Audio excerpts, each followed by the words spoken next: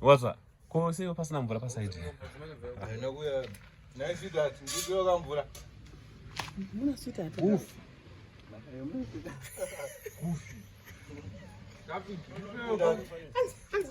Usina wapotanga kupakurira vanhu kidzi yangu usati waipakurira. Mapleti anga atangidze kidzi yangu itange yapakurira. Basa dzako kidzi yoyo. Ndakazoti vasikana musi. Ndikati munai muchinzi vasako akanaka anenge nyenyedzi asikana mamba uzonzanza anenge ikiti. Anga fanana wateta kona ufanana. Teta kona ufanana wacho nekidzi. Ndapedza ndi.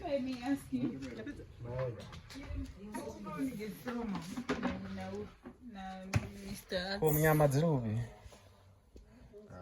Ndatenga 2 kg yenyama wani. Tiri vegetarian. Oh, mwa vegetarian. Yes. Mama tenga nyama. Atenga nyama mzazi. Kama esa mplate mani. Oh. Kwa hiyo sasa tunasadze.